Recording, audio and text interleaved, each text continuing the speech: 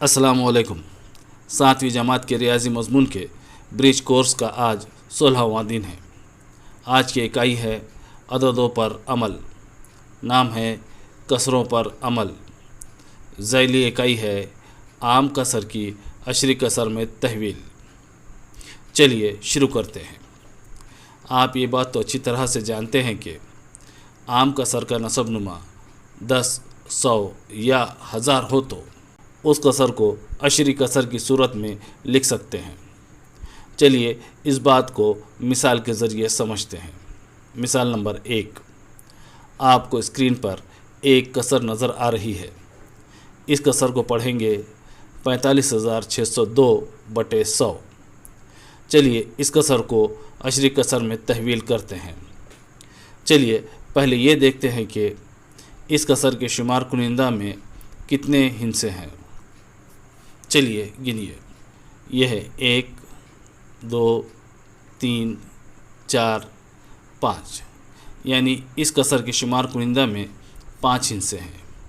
चलिए अब देखते हैं कि इस कसर के नसब नुमा में कितने सिफर हैं। यह है 1 और यह है 2, यानी इस कसर के नसब नुमा में 2 सिफर हैं। ये बात तो आपको अच्छी तरह से समझ में आ चुकी है कि इस कसर के नसब नुमा में सिफर की तादाद कम है शुमार कुनिंदा के हिस्सों की तादाद से। चलिए देखते हैं इस सूरत में आम कसर को अशरी कसर में कैसे तहवील करेंगे। ये बात बिल्कुल आसान है। पहले कसर के शुमार कुनिंदा में जो अदद है उसको बाजू लिख लेंगे। अब देखेंगे नसब नुमा में कितने सिफर हैं।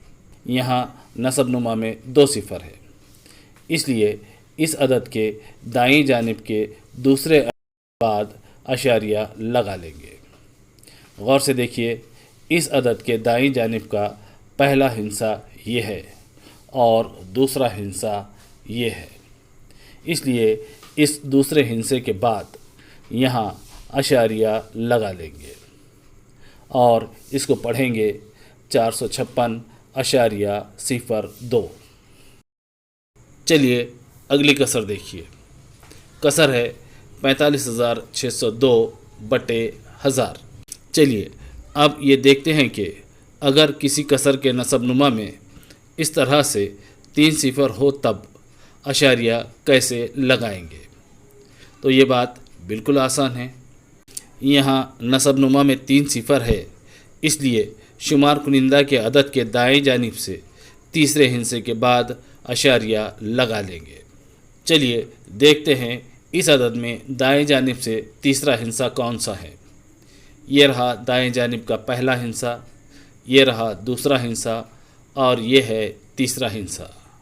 अब इस हिस्से के बाद यानी यहाँ अशारिया लगा लेंगे और इसको पढ़ेंगे 45.602। चलिए अब देखते हैं शुमार कुनिंदा के मुकाम पर हिस्से नसब नुमा के मुकाम पर सिफर की तादाद के बराबर हों तब अशारिया कैसे लगाएंगे। चलिए ये बात मिसाल के ज़रिए समझते हैं। ये कसर देखिए, कसर है 7/10। इस आम कसर को अशरी कसर में तहवील करने के लिए सबसे पहले शुमार कुनिंदा के अदद को बाजू लिख लेंगे। इस कसर के शुमार कुनिंदा में 1 हिस्सा है और नसब नुमा में 1 सिफर है। इस सूरत में शुमार कुनिंदा के अदद से पहले यानी यहाँ अशारिया लगा लेंगे और अशारिया से पहले यानी यहाँ सही अदद की जगह पर सिफर लिख लेंगे और इसको पढ़ेंगे 0.7। चलिए दूसरी मिसाल देखते हैं। ये है 27/100। चलिए इस आम कसर को अशरी कसर में तहवील करने के लिए सबसे पहले शुमार कुनिंदा के अदद को बाजू लिख लेते हैं। अब यहाँ देखिए, शुमार कुनिंदा में 2 हिस्से हैं और नसब नुमा में 2 सिफर है, इसलिए इस अदद से पहले यानी यहाँ अशारिया लगा लेंगे। अब इस अशारिया से पहले यानी यहाँ सही अदद की जगह صفر لکھ لیں گے اور اس کو پڑھیں گے 0.27۔ چلیے اب دیکھتے ہیں شمار کنندہ کے مقام پر ہندسے نصب نما کے مقام کے صفر کی تعداد سے کم ہو تب اشاریہ کیسے لگائیں گے۔ چلیے اس بات کو ایک مثال کے ذریعے سمجھتے ہیں۔ آپ کے سامنے یہ کسر ہے 7/100۔